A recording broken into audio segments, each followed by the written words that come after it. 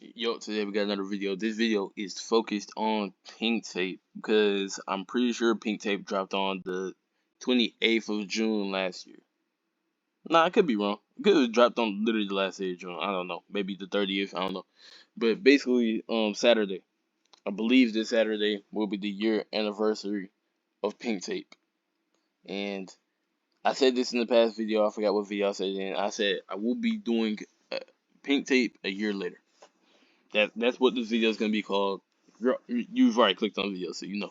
But I just want to go over Pink Tape and see where Uzi potentially did wrong because a lot of people still don't like this album.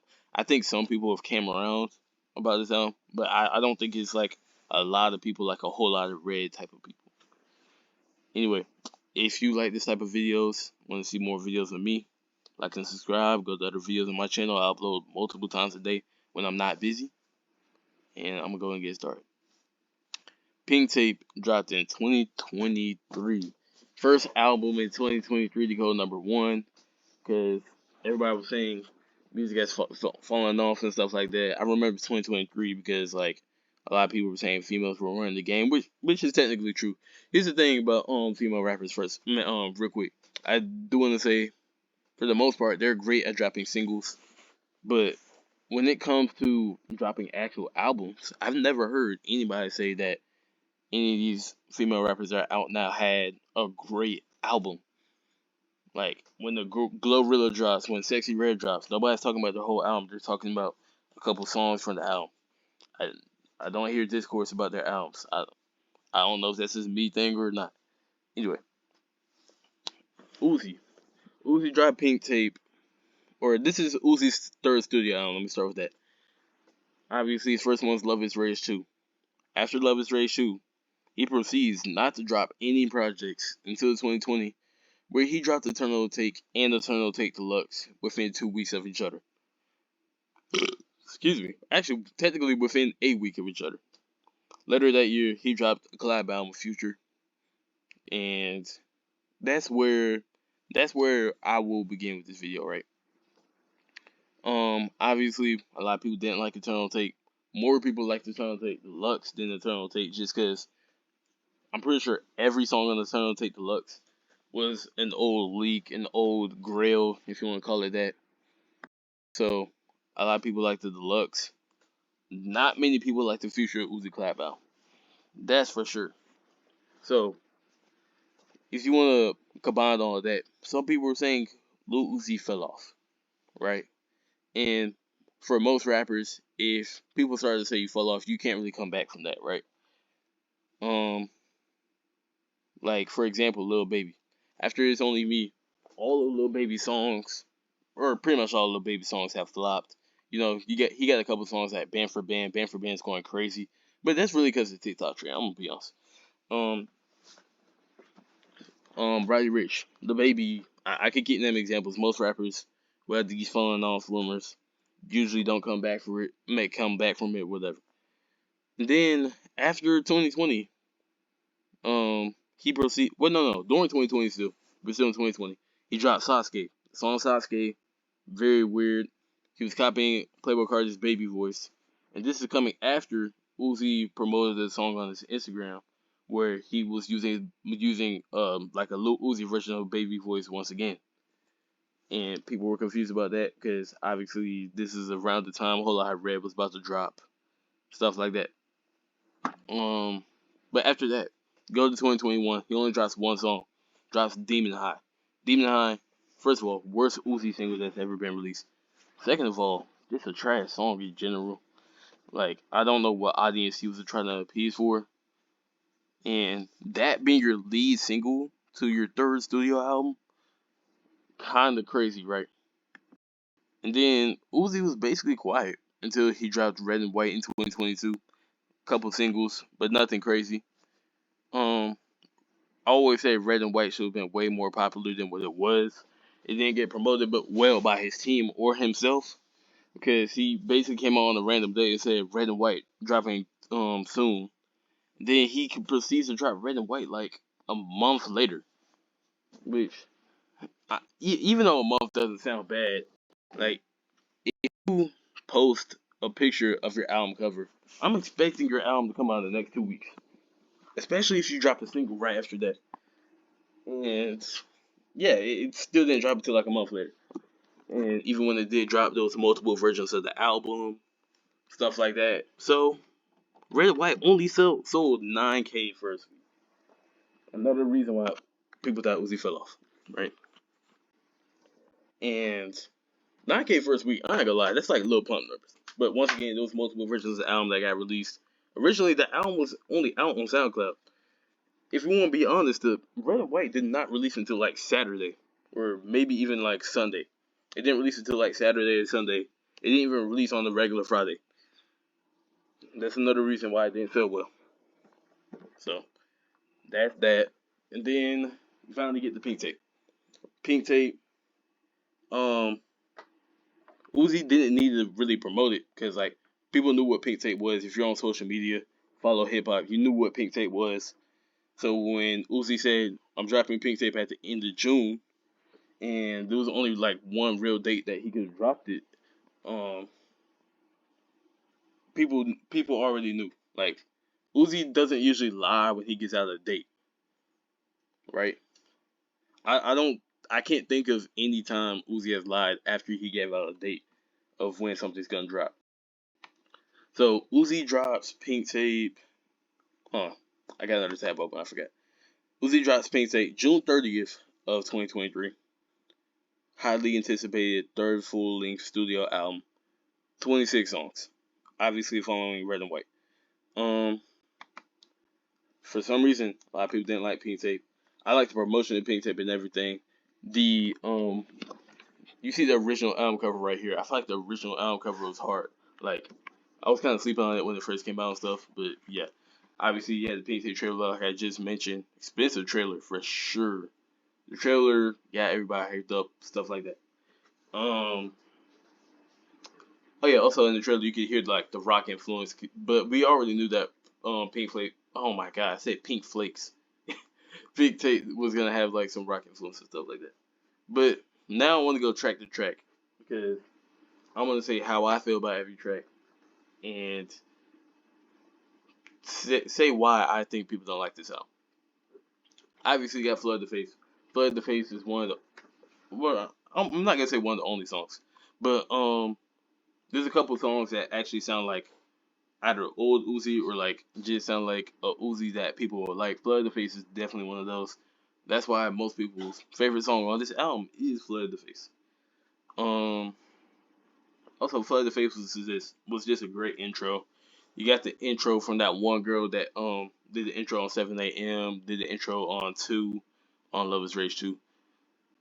You had that one girl on there, and then Uzi just going crazy on both of the verses, and then the hook just sounds amazing. Then you got Suicide Doors, first rock influence song, very much a concert song, but I feel like he actually did it well. Um, the beat is actually insane. I feel like the beat doesn't get enough credit, but Suicide Doors, great second song. I don't feel like people had a problem with that. And then you get the A. Um, Obviously A has a Travis Scott feature going for it, but thing is about A, one thing Uzi has that recycled, repeated verse. That is one thing that I usually don't like.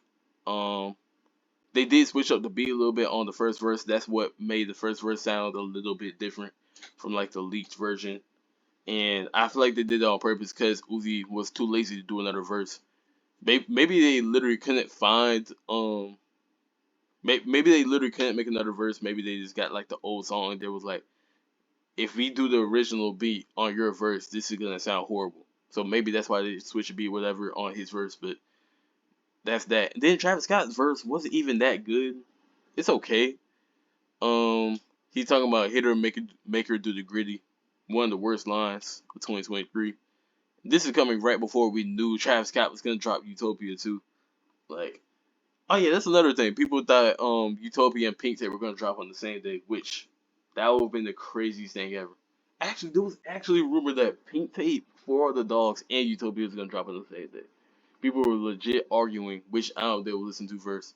Obviously, the main answer was Utopia, then Pink Tape, but still. And And then next song is Crush 'Em. Crush 'Em, great beat. He is repeating the words Crush 'Em though, like throughout the whole song. I can get why people don't like the song. I think it got a lot of energy though. Amped. Amped is one of the only songs I like skip pretty much every time I go to the album. It's still a decent song, but I'm not listening to it at all, basically. The only reason I know the lyrics to the song is because I've seen so many people react to the album. X2, one of the best songs of the album, produced by Ken Carson. And even though the hook is way too long, repeated hook is insane. But or repeated hook when it's that long is insane. That's what I'm gonna say. But the verses, both of the verses are really good. Also don't like the part where like Uzi's like doing a high pitched like little interlude thing. I forgot what it's called. No, the bridge. The bridge. I don't really like the bridge of the song, but it is what it is. I think X2 is still a pretty good song, right? Died and Came Back. Died and Came Back might be the most underrated song of this album. Died and Came Back, even though the like actual hook is weird, like it's like rags and Tony's is not spaghetti. Like, wait, no, Ragutin. Ragutin is not spaghetti. That's what I meant to say. But I, that part of the song, that's the only part I don't really like enjoy. But everything else is great. Like this is one of the best Uzi verses ever. I'm gonna be honest. Um, but he's like Montclair on me says love is rage too. When I made the verse love is rage, it was Canadian Goose. Like that's fire. Like no one talks about that. But Died and Came Back is a great song, bro. Then you got Spin Again. Spin Again. Played this at the BET Awards, and I think this is what everybody was saying. This is what made JT like hit Uzi, or whatever. I think that's what happened. Because he was talking about Ice Spice and stuff like that. Um, I like Spin Again. I can see why people don't like Spin Again. Like his flow on Spin Again might might be trash to other people, not me though. Um, by the way, I did not know this album was teased in December 2020. That's actually crazy. But yeah, that's Spin Again. That fire, I can see what. Oh my god, I'm saying way too much at the same time. I just tried to say three things at the same time. My bad. That fire, my bad, is definitely a song why I can see people don't like high pitched voice. Any song, any rapper with a high pitched voice, anything with a high pitched voice, I can see why you don't like. I Gotta is one of the most underrated songs of the album. This was leaked a while ago. Um, I'm surprised it was on the album, bro. You should have seen my reaction when I first heard the song. I'm like, wait a second, is that what was the leaked song called? Uh, oh, the leaked one was called Ridiculousness. Ridiculousness, bruh. Y'all know what I'm trying to say, bro. But yeah, I'm so glad this is on the album. I just wish it had like an actual second verse, cause he just repeated the first verse as the hook, or maybe that was the hook in general. I don't know. I don't know. A lot of P tape songs were just like structured weird. Also, I will say the track list pretty trash. I ain't gonna lie. The way the songs were ordered were pretty trash. That's what I should have said. I will say that for sure. In this fashion with Nicki Minaj, it's actually pretty good, but it's the most popular song of the album. I don't really need to speak on that. Like, um, I, I'm trying to remember if I heard it on the radio. If I didn't, it's probably just because I wasn't going out that much. But yeah, I definitely see why people like In This Fashion. I don't go back to it that much, but still good. My Mom Sorry, very underrated song. Um, I would say it gives Dark Queen vibes, but it really doesn't. It's like a completely different song. It's like this is like a party anthem type of song, bro. So was All Alone. My Mom's Sorry, All Alone. Great back to back songs. I'm gonna be honest. These are like the only two songs on the album that should have been back to back. Like honestly. Um, excuse me, I needed a burp. But My Mom's Sorry just needs more recognition. Just like the fact that he interpolated like three people on the song. Excuse me, I just burped again. He had the little Chief Keef interpolation after the hook. The verses are good. Even though he does have a repeated verse on like second or third verse, whatever. Um, it's whatever. Speaking of repeated verse, he did the same thing on All Alone. But that's one of the best Uzi verses of all time. And my circle tight is like some Cheerios. Fruity Pebble Diamonds is wait, hitting like a bowl of cereal. Um, yeah, she ride me like a bike. She had me on that mirror mode. Legends never die. I got them white, so there's no burial. Yeah, bro, that's such a good like 4 line verse, bro. I don't care that he repeated that one. I ain't gonna lie. Nakamura, Nakamura is a great like. It sounded like it would be a festival song. That's what most people would. Oh my god, I'm talking too fast. Okay, that's what most people said when they were reacting to the album. It sounds like you would hear this at like a soccer game or something like that. It's really that good though. Like I feel like, oh my god, I don't know where Uzi went wrong, bro. Most of these songs have a formula, and he used the formula well. But I don't know why. Just these songs don't have recognition, I guess. Just wanna rock. Everybody knows just wanna rock, man. Fire alarm. He could get to the second side of Pink Tape, and I feel like that's another problem. I feel like most people didn't like the second half of Pink Tape, and I don't even think it was fully the second half. I think it was literally just a couple songs. We get the fire alarm. I get why people don't like fire alarm. It can sound creepy. It can sound emo, whatever. But when you get to the part where the beat actually drops, that part is fire in my opinion. CS, a lot of people say CS is like the worst song on the album. I don't agree.